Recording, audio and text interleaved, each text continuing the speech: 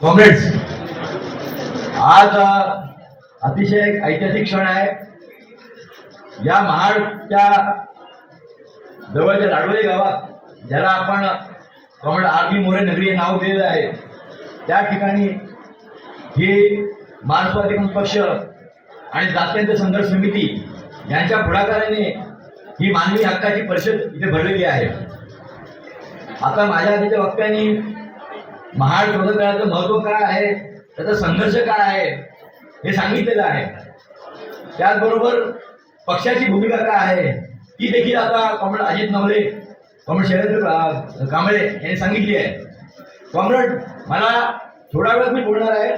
मला कल्पना आहे आपल्यामध्ये अनेक बाकीचे मान्यवर वक्ते बोलणार आहेत, पण तरी देखील आज या ठिकाणी महाराष्ट्रभरातून जे पक्षाशी संबंधित कार्यकर्ते आलेले आहेत, त्या कार्यकर्त्यांना या महाड चौदागळ्याचा खरा इतिहास हा माहिती असणं आवश्यक आहे. महाड चौदागळ्याच्या संघर्षाविषयी डॉक्टर बाबासाहेब आंबेडकरांच्या चरित्रामध्ये, पुस्तकांमध्ये अनेक गोष्टी येतात, चौदागळ्याचा उल्लेखही होतो. परंतु हा संघर्ष कसा उभा राहिला, कुठलंही आंदोलन, कुठलाही संघर्ष, कुठलीही चळवळ ही अशी आकाशात टप्पत नसते, तर त्याच्या पाठीमागे एक ऐतिहासिक पार्श्वभूमी असते. महाड चौदागळ्याचा जो सत्याग्रह झालेला आहे, हा सत्याग्रह मगाशी कॉम्रेड बेबी म्हणाले बोलताना, कॉम्रेड बेबींनी सांगितलं की 1924 सालापासून ते 1927 सालापर्यंत कॉम्रेड आर.बी. मोरे त्याचा पाठपुरावा करत होते. कॉम्रेड, आता संभाजी भगतने सांगितलं की हा जो परिसर आहे, या परिसरामध्ये त्या काळातले गोपाळ बाबा वलंकर जे महात्मा फुल्यांचे अनुयायी होते, ते या भागामध्ये काम करत होते. त्यांचा अनार्य दोष परिहार मंडळ होतं. त्यांनी त्या काळामध्ये ब्रिटिशांनी जेव्हा भरती बंद केली होती अस्पृश्यांना, तर त्याच्या विरोधात डॉक्टर बाबासाहेब आंबेडकरांचे वडील रामजी आंबेडकर यांच्या सोबत घेऊन त्यांनी त्या काळामध्ये संघर्ष केला. तर तो संघर्षाचा वारसा हा नंतरच्या काळामध्ये पुढच्या समाज सुधारकांनी चालू ठेवलेला आहे. मला या ठिकाणी एवढं सांगायचं आहे कॉम्रेड, हा संघर्ष करण्यासाठी स्वतः आर.बी. मोरे, ज्या आर.बी. मोरेंतर या महाड सत्याग्रहाचे प्रमुख संघटक होते, त्यांना देखील प्रत्यक्ष शिक्षण घेताना या देशातल्या जाती व्यवस्थेने, या देशातल्या धर्मांत व्यवस्थेने सगळे हक्क, मानवी हक्क नाकारले होते. तर तो संघर्ष त्यांना विद्यार्थ्यांना करायला लागला. आणि या महाड शहरामध्ये त्यांना शाळेमध्ये स्कॉलरशिपची परीक्षा पास होऊन देखील ऍडमिशन मिळालं नव्हतं. तर त्यावेळेस त्यांनी वयाच्या 12व्या वर्षी हे कलेक्टरला पत्र लिहिलं, वर्तमानपत्रामध्ये पत्र लिहिली आणि तो संघर्ष सुरू केला. त्या काळात त्यांना भाई चित्रे सारखे जे समाजसुधारक होते त्यांची मदत मिळाली, त्यांनी सहकार्य केलं. विकोबा टिपणीस होते, त्यांनी त्यांना मदत केली. परंतु आर.बी. मोरेला त्यावेळेस वाटलं की आपल्या जीवनामध्ये जो संघर्ष करायला लागतोय, असे आपल्यासारखे असंख्य लोक आहेत. आणि आता जो उल्लेख झाला की चौदागळ्याचं किंवा या शहरामध्ये, या देशातल्या अनेक ठिकाणी अशा गोष्टी होत्या की अस्पृश्यांना सावलीला मिळालं होतात, परंतु साधं पाणी पिण्याचा जो मूलभूत हक्क आहे तो देखील मिळत नव्हता. आणि आता मगाशी सांगितलं मी इतिहासात जात नाहीये की 1923 साली त्या काळातल्या मुंबई सरकारने एक ठराव पास केला होता. तो ठराव असा होता की देशातली सर्व सार्वजनिक स्थळं आणि सार्वजनिक पाणवठे हे सगळ्यांना खुले असतील. आणि तो ठराव या महाडच्या नगरपालिकेने त्या काळामध्ये 1924 साली मंजूर केला होता. त्या काळात नगरपालिकेचे अध्यक्ष होते, मगाशी त्यांचे टिपणीस नातू बोलून गेले, त्यांचे वडील सुभाषनारायण टिपणीस यांनी तो ठराव पारित केला होता. पण 24 साली ठराव पास होऊन देखील त्याची अंमलबजावणी झाली नव्हती. तेव्हा आर.बी. मोरेला त्यावेळेस वाटलं, आणि त्या काळात ते दलित कार्यकर्ते त्यांना वाटलं की त्या ठरावाची अंमलबजावणी झाली पाहिजे, तो ठराव कृतीमध्ये आणले गेला पाहिजे. त्या ठराव खूप होता कागदावर, प्रत्यक्ष कृतीमध्ये अंमलात येत नसतात. तेव्हा तो ठराव अंमलात आणण्यासाठी त्यांनी पहिली सभा या महाडमध्येच, आता ज्या ठिकाणी क्रांतीभूमी आहे त्या क्रांतीभूमीवर आर.बी. मोरेंनी प्रथम या भागातल्या दलित कार्याची बैठक बोलवली आणि त्यात एक निर्णय घेतला की या चौदागळ्यावर बाबासाहेब आंबेडकरांना आणायचं, या ठिकाणी महाडमध्ये बहिष्कृतांची परिषद घ्यायची आणि आपला हक्क हा मिळवायचा, हा त्याने निर्णय घेतला. आणि हा निर्णय घेतल्यानंतर जी 24 सालीची बैठक झाली, त्या बैठकीनंतर आपण तुम्ही खाली बघितलं असतील, काही इथल्या भागातले जे सामाजिक क्रांतिकारक नेते होते, त्यातले एक होते संभाजी तुकाराम गायकवाड, ज्यांना त्या काळामध्ये करबड म्हटलं जाते. आपल्याला दादासाहेब गायकवाड नाशिकचे माहिती आहे, पण नाशिकच्या दादासाहेब गायकवाडांसोबतच या ठिकाणी या कोकणामध्ये संभाजी तुकाराम गायकवाड हे होते, तर त्यांना घेऊन आर बी मोरे हे बाबासाहेबांना भेटले 24 साली भेटल्यानंतर त्यावेळेस चित्रे तिथे होते. चित्रे नाही सांगितलं तेव्हा बाबासाहेबांनी माहिती घेतली प्रत्यक्ष काय यांची तयारी यायची. पण 24 साली बाबासाहेबांनी सांगितलं की तुम्हाला मी नंतर सांगतो म्हणून. आणि 24 सालापासून नंतर 25 साली बाबासाहेबांनी त्यांचे जे सहकारी होते संघाचे कमलाकांत चित्रे त्यांना महाडला पाठवलं. त्यांनी महाडची माहिती घेतली, त्यांच्याबरोबर बैठक झाली. नगराध्यक्ष सुरभारायणा भेटले आणि बाबासाहेबांना पुन्हा सांगितलं की या ठिकाणी नगर परिषद ठराव पास केलेला आहे आणि आपल्याला या ठिकाणी यायला का हरकत नाही, परिषद घ्यायला हवी. परंतु 25 साली केल्यानंतर देखील 25 साल गेलं, 26 साल गेलं. 26 साली या महाडमध्ये परिषद घेण्यासाठी त्या काळात आर बी मोरे यांनी आणि बाकीचे जे त्यांचे सहकारी होते संभाजी तुकाराम गायकवाडांचा पुत्र भिकाजी गायकवाड आणि आडरेकर यांनी महार समाज सेवा संघ या नावाची संस्था मुंबईमध्ये स्थापन केली. कोकणातले जे तरुण कार्यकर्ते होते त्यांची संघटना स्थापन केली आणि महार समाज सेवा संघाच्या वतीने पहिल्यांदा बोले ठरावाच्या अंमलबजावणी मगाशी आम्ही ज्या ठिकाणी आर बी मोरेच्या ज्या गावामध्ये शाळा आहे त्यांच्या नावाने, तर त्या शाळेत तिथे गेलो होतो. तर त्या महाडच्या जवळ दासगावमध्ये 4 डिसेंबर 26ला म्हणजे महाड सत्याग्रह होण्याच्या 3 महिन्याआधी दासगावला 4 डिसेंबर 26ला त्याच सीके बोले ठरावाची प्रथम अंमलबजावणी ही दासगावला झाली. आणि त्या कार्यक्रमामध्ये दासगावचे काही सवर्ण समाजसुधारक होते, राबा पोद्दार होते, आडरकर होते, इतरही काय मंडळी होती. त्यांनी त्यात भाग घेतल्यामुळे गावाच्या लोकांना त्याच्यावर वैशर असला, पण तरी देखील ते आर्मी मोठे वाढीशी उभे राहिले. आणि त्यानंतर आपण बघतो की त्यानंतर तो जो सत्याग्रह तो जो काही कार्यक्रम झाला दासगावचा, त्या कार्यक्रमाच्या बातम्या, त्या कार्यक्रमाची वार्ता ही सगळीकडे गेली. आणि नंतर बाबासाहेब आंबेडकरांनी बाबासाहेबांना पुन्हा चित्रेंनी पत्र दिलं की या ठिकाणी रामचंद्र मोरे आणि विश्राम सावरकर जे मिलिटरीत आले होते हे दोघं तयारी करतात. तेव्हा बाबासाहेबांनी फेब्रुवारी महिन्यामध्ये पुन्हा चित्रेंना पत्र करून कळवलं की माझी तयारी यायची. आणि बाबासाहेबांनी मग 19-20 मार्च ही तारीख दिली आणि मग 19-20 मार्चला हा सत्याग्रह झाला. पण त्या सत्याग्रहाच्या आधी जवळपास 3-4 महिने आधी ह्या संबंध कोकण परिसरामध्ये म्हणजे अगदी ठाण्यापासून ते रत्नागिरीपर्यंत सगळा परिसर हा महार समाज सेवा संघाच्या कार्यकर्त्यांनी आणि बहिष्कृतकरांच्या कार्यकर्त्यांनी हा पिंजून काढला, लोकांमध्ये प्रचार केला. कुठलाही आंदोलन, कुठलाही संघर्ष हा असा लगेच होत नसतो. अनेकदा बाबासाहेबांच्या विषयी सांगताना किंवा महार सत्याग्रह सांगताना अनेक वक्ते काय खऱ्या खोट्या गोष्टी सांगत असतात. कुठली एक व्यक्ती मोठी होती, ती व्यक्ती मोठ्या वेळामागे अनेकांचा हातभार असतो. तर तसंच महाडच्या सत्याग्रहाचं ऐतिहासिक महत्व हेच आहे की महाडचा सत्याग्रह जसं संभाजी भक्तांनी सांगितलं की आम्ही केवळ पाणीपिण्यासाठी जात नाही आहे, तर आम्हाला मानवतेचा हक्क जो आहे हा आम्हाला साबित करायचा आहे. आणि तो त्या काळात बाबासाहेबांनी ठरवलं की आपल्याला महाडला जाऊन ते करायचं आहे. आणि बाबासाहेबांनी गोपाळबाबा वलंदरांचं स्मरण केलं, कारण याच जवळ वलंदर बाबांनी काम सुरू केलं होतं. आणि त्यानंतर तो सत्याग्रह घडला आहे. या सत्याग्रहासाठी समजलं 3-4 महिने लोक राबत होते.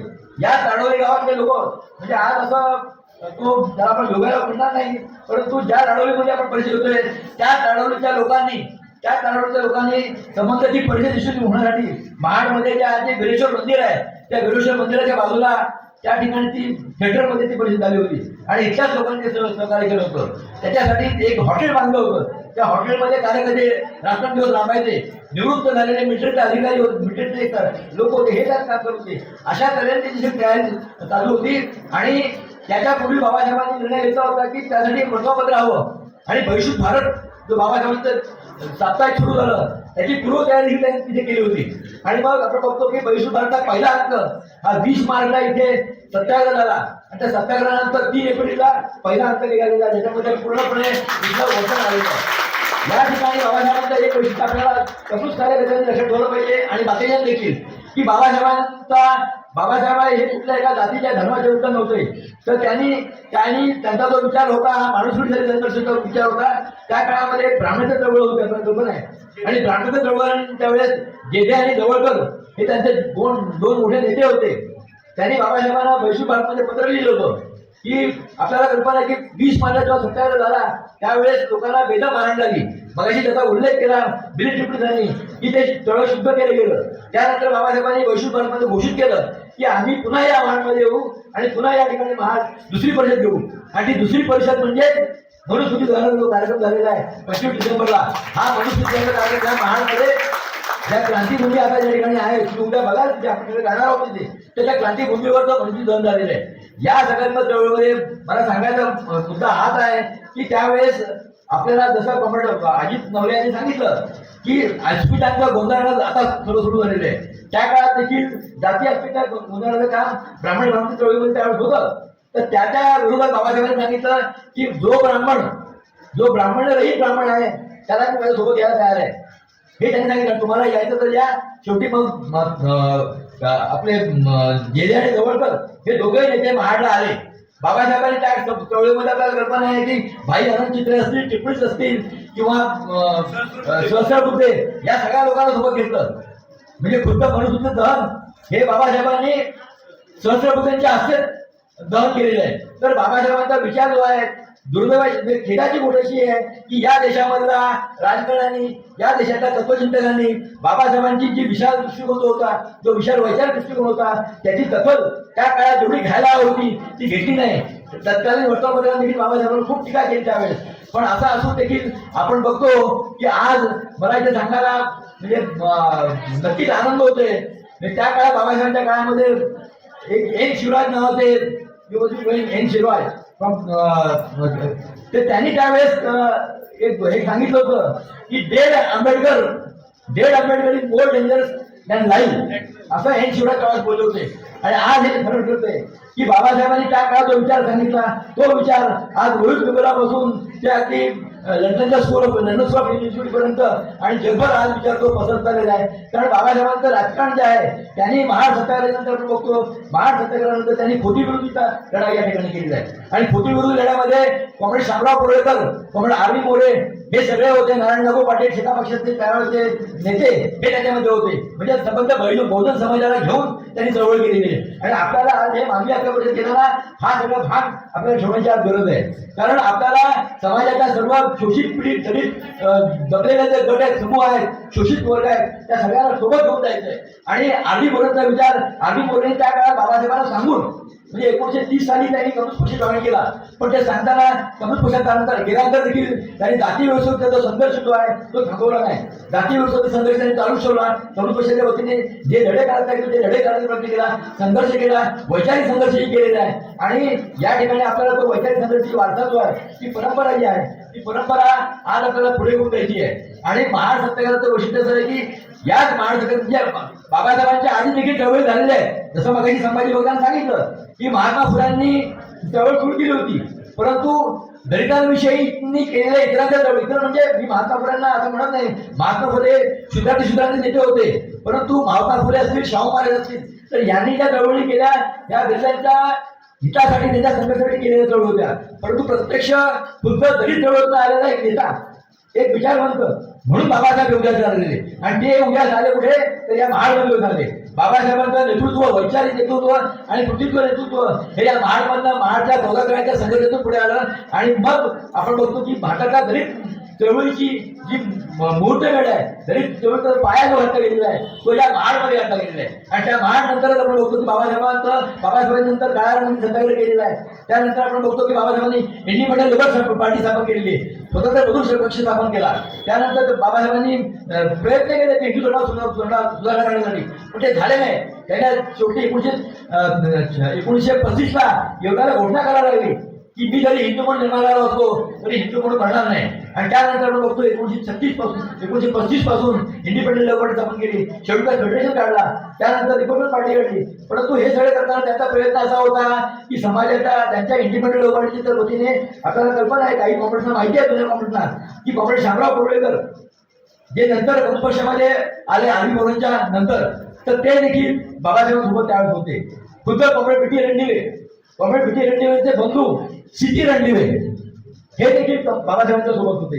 कॉम्रेड अहिल्याताई रांगणेकर त्यांचे समर्थक असे अनेक लोक होते की जे बाबासाहेबांचे सहकारी होते. आणि हा सगळा जो वारसा आहे, हा वैचारिक वारसा, हा आपल्याला या निमित्ताने पुढे घेऊन जायचा आहे. आणि आपल्याला आज या ठिकाणी ही परिषद म्हणजे सुरुवात आहे. ही परिषद ही आता जो महाराष्ट्र स्वतंत्र सत्याग्रहाची शताब्दीची प्रारंभ होत आहे. आपल्याला आगामी काळामध्ये जसं कॉम्रेड बेबी यांनी सांगितलं, केवळ महाराष्ट्रात नाही तर देशभर बाबासाहेब आंबेडकरांचा विचार, महात्मा फुल्यांचा विचार, शाहू महाराजांचा विचार, परिवर्तनाचा विचार, सामाजिक चळवळीचा विचार, कॉम्रेड आर्मी मोरेंनी जो काही वैचारिक मांडणी केली, हा विचार आपल्याला कसा नेता येईल या विषयाने आपण भविष्य काळात सगळ्यांनी मिळून प्रयत्न करण्याची आज गरज आहे. आणि मला खात्री आहे की पक्षाने हा जो पुढाकार घेतलेला आहे, जातीयांचा संघर्ष समितीने पुढाकार घेतलेला आहे, त्यासाठी गेले काही दिवस कॉम्रेड शैलेंद्र कांबळे असतील, दीपक आहे, आणि इथले रायगड जिल्ह्याचे कॉम्रेड भूषण पाटील असतील किंवा रामचंद्र म्हात्रे असे अनेक कार्यकर्ते, आम्हाला कमी वेळ मिळाला, अतिशय कमी वेळामध्ये आम्ही हे प्रयत्न हा केलेला आहे. परंतु आपण एवढ्या मोठ्या संख्येने आलात तर त्याबद्दल मी पुन्हा एकदा आपल्या सगळ्यांचा आभार मानतो. आणि पुन्हा आपल्याला बाबासाहेबांनी जो संदेश दिला होता त्यावेळेला, बाबासाहेब 1938 साली म्हटले होते, आणि तो संदेश पुढे किंवा पुढे म्हणायचे त्या काळात की आता आपली लढाई जी आहे ही शेठची भटजी आणि डाळची विरोधात आहे, हे फुलांनी त्या काळात म्हटलं. त्यानंतर बाबासाहेबांनी 1938 साली म्हटलं की कष्टकऱ्यांचे दोन शत्रू आहेत. बाबासाहेब म्हणाले कष्टकऱ्यांचे दोन शत्रू आहेत, एक ब्राह्मणशाही आणि दुसरा भांडवलशाही. आणि तोच वारसा पुढे पण बघतो की अण्णाभाऊ साठे जगबदल घाव तुम्ही घाव सांगून गेले मला भेगळाव या गाण्यात म्हणतात, धर्मांतानी अखंड छळले, धर्मांतानी अखंड छळले, धर्मंताने असे ते पिळले. तर हे धर्मांत आणि धर्मंत कोण आहे आजच्या काळातले हे आपल्याला सांगायची गरज नाही. आपण सगळे डाव्या चळवळीचे कार्यकर्ते आहोत.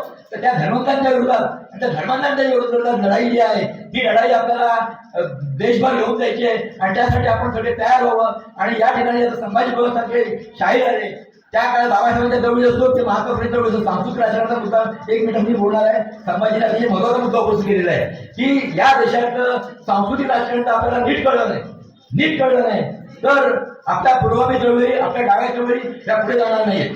महात्मा फुलेंनी त्यावेळेस सत्तेश्वर जलसा काढला. सत्तेश्वर जलसामधून त्यांनी प्रबोधन केलेलं आहे, वैचारिक प्रबोधन केलेलं आहे. तोच वारसा पुढे बाबासाहेबांच्या काळामध्ये आंबेडकर जलसाने पुढे नेलेला आहे.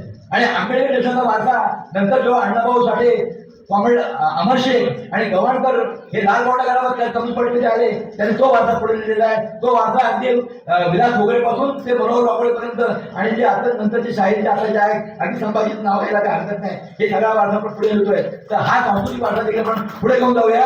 आणि ही परिषद आपण अधिक चांगल्या तऱ्हेने हा विचार संदेश हा लोकांपर्यंत नेऊया एवढंच बोलतो. आणि मी माझे 2 शब्द पूर्ण बोलतो. जय भीम, लाल सलाम.